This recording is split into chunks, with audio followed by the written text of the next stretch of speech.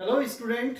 Now today once again our discussion on how the position of electrophile is decided or controlled by all existing group at a benzene ring, right? So today our focus on electron withdrawing group. अगर कोई electron withdrawing group already benzene ring पे exist करता है, पहले से ही benzene ring पे रहता है, तो वो किस तरह से नए इलेक्ट्रोफाइल को या अपकमिंग इलेक्ट्रोफाइल की पोजीशन को डिसाइड करता है. How the position of electrophile decided from old electron withdrawing group at benzene ring. Right now start.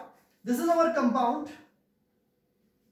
If we have a nitrobenzene, अगर हमारे पास क्या है नाइट्रोबेंजीन है, तो nitro group is a electron withdrawing group. Nitro group क्या होता है? Electron withdrawing group होता है. It means that withdraw electron from benzene, that withdraw electron from benzene. According to old concept, अगर हम ओल्ड कॉन्सेप्ट की बात करते हैं, वो क्या कहता है? According to old concept, right, if electron withdrawing group attach at benzene ring, अगर electron withdrawing group benzene ring पे अटैच होता है, तो that pull electron from 2 ortho position and 1 para position. वो क्या करता है? इलेक्ट्रॉन्स को 2 ऑर्थो पोजीशन से और 1 पैरा पोजीशन से क्या कर देता है? खींच देता है. So that electron deficiency at 2 ortho and 1 para position. उससे क्या होता है? 2 ऑर्थो एंड 1 पैरा पोजीशन पे इलेक्ट्रॉन डिफिशियंसी हो जाती है. But at meta position no change electron density, क्योंकि मेटा पोजीशन पे इलेक्ट्रॉन डेंसिटी में कोई भी चेंज नहीं होता है. इसलिए the final product is always meta directing. Final product क्या होता है? हमेशा मेटा डायरेक्टिंग होता है.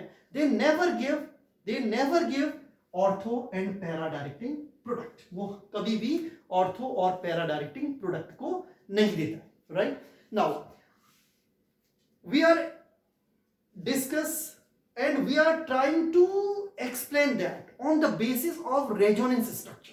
रेजोनेंस स्ट्रक्चर के बेसिस पे और स्टेबिलिटी ऑफ रेजोनेंस स्ट्रक्चर के बेसिस पे हम इस चीज को एक्सप्लेन करेंगे एक्सपेरिमेंटली.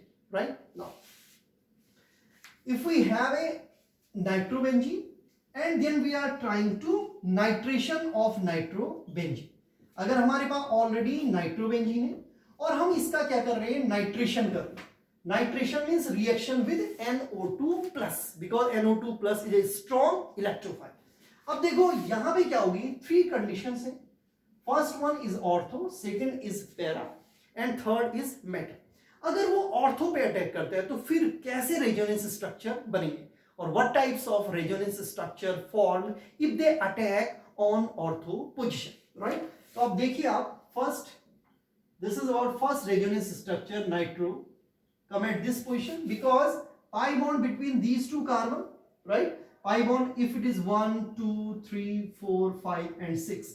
तो because pi bond between 1 and 2, because जो पाई बॉन्ड है वो 1 and 2 कार्बन के बीच में, तो so this pi bond now convert into sigma bond. ये जो पाई बॉन्ड होगा ये किस में कन्वर्ट हो जाएगा? Sigma bond.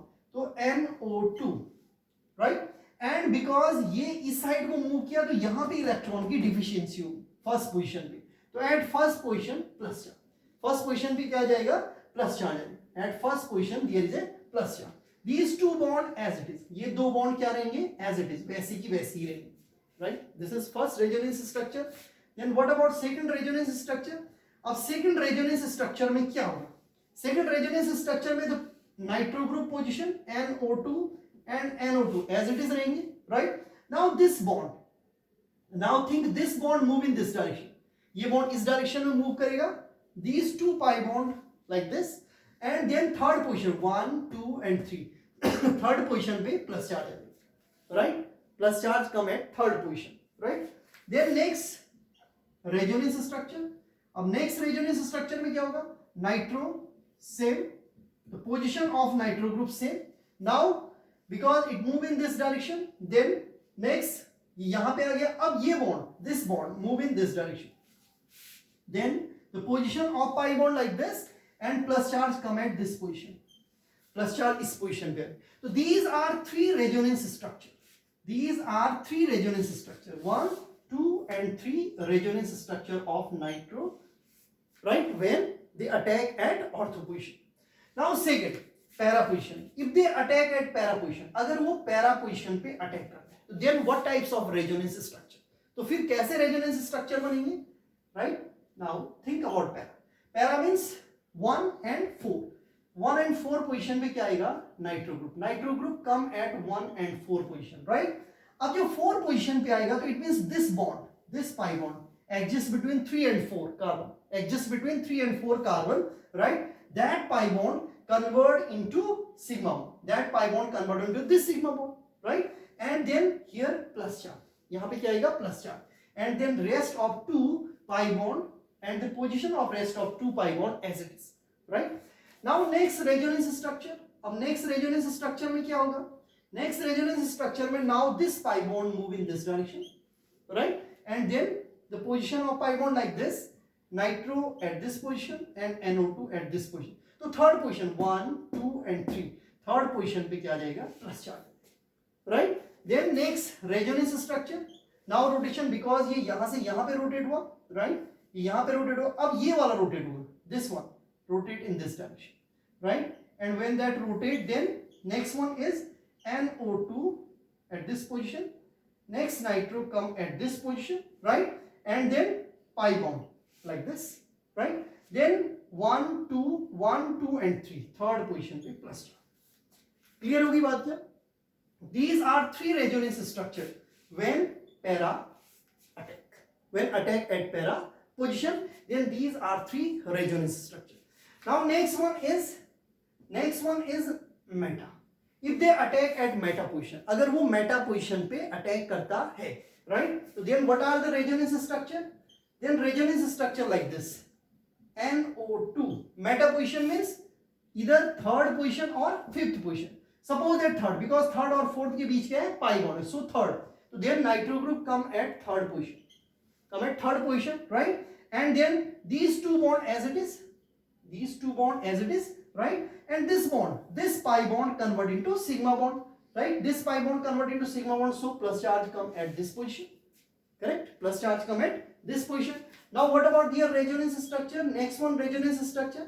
Next one resonance structure like this, nitro, same position, nitro, same position, right? Now the bond move in this direction. ये bond इस डायरेक्शन में मूव करेगा. जब ये बॉन्ड इस डायरेक्शन में मूव करेगा तो pi bond this is as it is and this is their position. देन 1 2 and 3 they come at this position, correct? Now next resonance structure. Now next resonance structure, nitro at this position, nitro at this position, right? And then because it rotate in this direction, so plus charge come at, now this rotate in this direction. And when it rotate in this direction, then condition like this, so 1 2 and 3, then plus charge at this position. Clear? So these are three resonance structure of meta type, right? So these three resonance structure meta type, these three resonance structure para type, and these three resonance structure related to ortho type, right? Now think, because the point is stable and unstable resonance form, right? So which is stable or which is unstable resonance form? Now start from this. This is first resonance structure of ortho. So this is a carbon. Think about this carbon. इस carbon के बारे में आप सोचिए. Now think about this carbon. What is problem of this carbon? इस carbon की, carbon 1 की क्या प्रॉब्लम है? Think. तो problem of carbon 1 is plus charge. Plus charge is their problem. Plus charge means deficiency of electron. तो electron की deficiency उसकी क्या है? प्रॉब्लम है. वो क्यों परेशान है? पॉइंट आता है वो क्यों परेशान है. तो वो परेशान इसलिए है बिकॉज उसके पास क्या है? Plus charge. समझ गए आप बात को? अब होता क्या है, उस कार्बन पे नाइट्रो ग्रुप आ जाता है, वहां पे ऑलरेडी क्या है? Nitro group. And now what about the tendency of nitro group? Nitro group की टेंडेंसी क्या होती है? इलेक्ट्रॉन विथड्रॉइंग, इलेक्ट्रॉन पुल करना उसकी टेंडेंसी है, इलेक्ट्रॉन को खींचना उसकी टेंडेंसी. अब आप सोचो, ऐसा कार्बन जो परेशान है इसलिए है कि उसके पास इलेक्ट्रॉन की कमी है, उस पे ऐसा ग्रुप अटैच है जिसकी टेंडेंसी इलेक्ट्रॉन को खींचने की, तो पहले से ही परेशान है, उसके पास इलेक्ट्रॉन की कमी है, और ऊपर से ऐसा ग्रुप उस पे अटैच है जो कहता है कि कुछ भी हो मुझे तो इलेक्ट्रॉन को खींचना है, तो क्या होगा, तो परेशान हो जाएगा, पहले से ही परेशान है और परेशान हो जाएगा। और if they are highly unstable, then that is not good form, it means that is not good form. तो वो क्या है, it is highly unstable form. ये क्या है, हाईली अनस्टेबल फॉर्म। वो हाईली क्या हो जाएगा, अनस्टेबल, बहुत परेशान हो जाएगा। परेशान होना मैंने अनस्टेबल होना, पहले ही प्लस चार्ज की वजह से परेशान है, ऊपर से इलेक्ट्रॉन विथड्रॉइंग ग्रुप उस पे, तो वो बहुत ज्यादा क्या होगा, परेशान होगा। It means that is highly unstable resonance structure. तो ortho give highly unstable resonance structure.